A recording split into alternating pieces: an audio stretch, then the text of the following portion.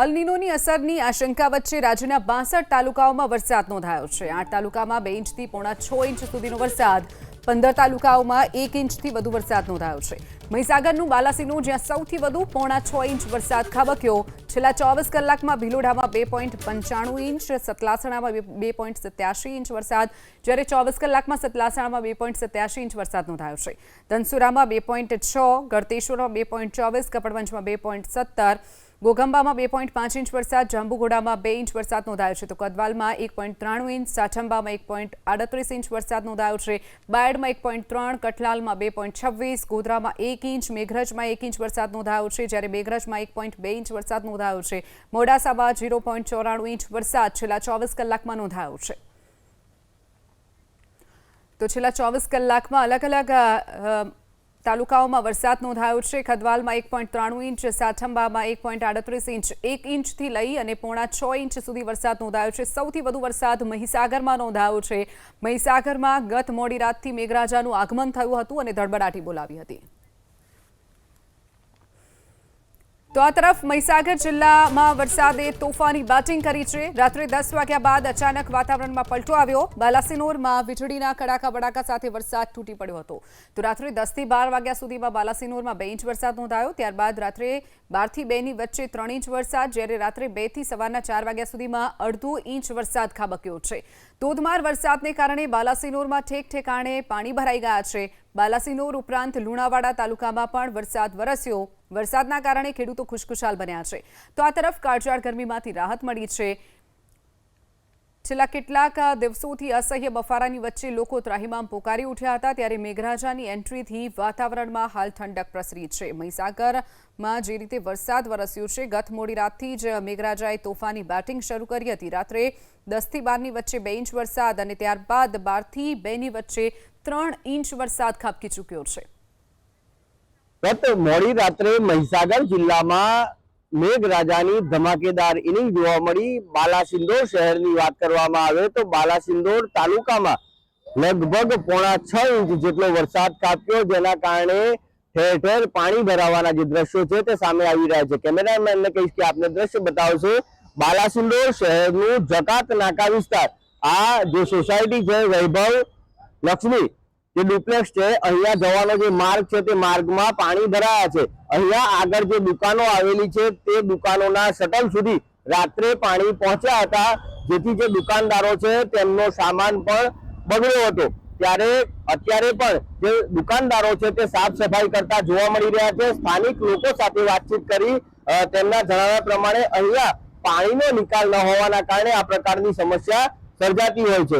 અહીંયા એક દુકાનદાર છે, તેમની સાથે જ વાત કરવાનો પ્રયત્ન કરીશું। શું નામ છે આપનું? રાત્રે વરસાદ પડ્યો, કેવી સ્થિતિ આપની દુકાનની શટર સુધી પાણી પહોંચ્યું છે? છેલ્લા 4-5 વર્ષથી અહીંયા કોઈ રસ્તો નથી પાણી જવાનો, એટલે દર વર્ષે અમારે પાણી અહીં ભરાઈ જાય છે અને આખો દિવસ પાણીમાં જ રહેવું પડે છે। રાત્રે કેટલો વરસાદ પડ્યો હતો અને રાત્રે છેક શટલ સુધી પાણી આવી ગયા? શટલ સુધી પાણી આવી ગયું। નુકસાની પહોંચતી હોય છે કે કેમ? નુકસાની તો વધારે વરસાદ પડે તો નુકસાની અંદર પાણી જવાની શક્યતા ખરી। કેમ આ પાણી અહીંયા કેમ ભરાતું હોય છે? અહીં બંને બાજુ રસ્તા બ્લોક છે, એટલે પાણી અહીંયા ભરાય છે। અહીં પાણી જવાનો કોઈ રસ્તો જ નથી। જે રીતે હું કેમેરામેનને કહીશ કે આપને દ્રશ્ય બતાવશે, આ જે છે સમસ્યા અહીંયા લોકોની છે। તંત્ર પ્રી મોન્સૂનની કામગીરી કરતું હોય છે, પરંતુ પ્રથમ વરસાદે જ બાલાસિનોર નગરપાલિકાની પ્રી મોન્સૂન કામગીરીની પોલ ખોલી નાખી છે। અન્ય એક દુકાનદાર છે, તેમની સાથે વાત કરીશું। અહીંયા જે વરસાદ વરસતો હોય છે, કેવી સ્થિતિ થતી હોય છે અને કેટલી તકલીફ પડે છે? અહીં વધારે વરસાદ આવે તો દુકાનોમાં પાણી પેસી જાય અને માલને નુકસાન થાય એવું છે। અને ગત રાત્રિએ વરસાદ પડ્યો, કેટલે સુધી પાણી આવ્યું? હા, ગઈ રાતે વરસાદ પડ્યો, એમાં શટર સુધી પાણી આવી ગયા હતા અમારા। પાણીનો નિકાલ બે બાજુ બંધ છે, બે બાજુ ગરનાળા પોવાઈ ગયેલા છે। જો ગરનાળું કરે તો પાણીનો સરળતાથી નિકાલ થઈ જાય। આ જે સ્થાનિક છે તે કહી રહ્યા છે કે અહીંયા જે પાણી નિકાલ માટેની વ્યવસ્થા નથી, તેના કારણે પાણી ભરાતા હોય છે। ત્યારે તંત્રના જે પ્રી મોન્સૂન કામગીરી કરવામાં આવી છે તેની પોલ અહીંયા ખુલી ગઈ છે, કારણ કે પ્રથમ વરસાદમાં જ બાલાસિનોર શહેરમાં પાણી ભરાવાના જે દ્રશ્યો સામે આવી રહ્યા છે। કિરણ પંડ્યા, એબીપી અસ્મિતા, મહીસાગર।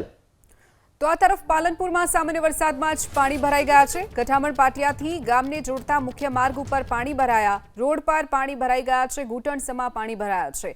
રાત્રિ દરમિયાન પાલનપુર અમીરગઢમાં વરસાદ વરસ્યો હતો, જેના કારણે પહેલા વરસાદમાં જ પાલિકાની પોલ ખુલ્લી પડી ગઈ છે. પહેલા વરસાદમાં જ ઠેક ઠેકાણે પાણી ભરાઈ જવાની સમસ્યા સામે આવી છે. ઘૂંટણસમા પાણી ભરાતા વાહન ચાલકો પણ હાલાકી ભોગવી રહ્યા છે, તો બીજી તરફ સ્થાનિકોને પણ અવરજવરમાં ભારે હાલાકી વેઠવાનો વારો આવ્યો છે. પાલનપુરના આ દ્રશ્યો છે, જ્યાં સામાન્ય વરસાદમાં જ ઘૂંટણસમા પાણી ભરાઈ ગયા છે. ગઠામણ પાટિયાના આ દ્રશ્યો છે, જ્યાં પાણી ભરાઈ જવાની સમસ્યા સામે આવી છે. આગળ વાત કરીએ દ્વારકાની. દ્વારકાના રાવલ ગામે વહેલી સવારે ધીમી ધારે વરસાદ નોંધાયો. રાવલ ગામે વહેલી સવારથી જ ધીમી ધારે વરસાદ નોંધાયો છે. વરસાદ શરૂ થતાં જ ખેડૂતો ખુશખુશાલ બન્યા. ખેડૂતોએ વાવણી કાર્ય શરૂ કર્યું છે. વરસાદના પગલે અસહ્ય ઉકળાટમાંથી પણ રાહત મળી છે. ત્યારે વરસાદના કારણે વાતાવરણમાં ઠંડક પ્રસરી છે. દ્વારકાનું રાવલ ગામ, જ્યાં ખેડૂતો ખુશખુશાલ થયા છે વરસાદના આગમનથી, અને ખેડૂતોએ વાવણીની જે કાર્યવાહી છે તે શરૂ કરી દીધી છે.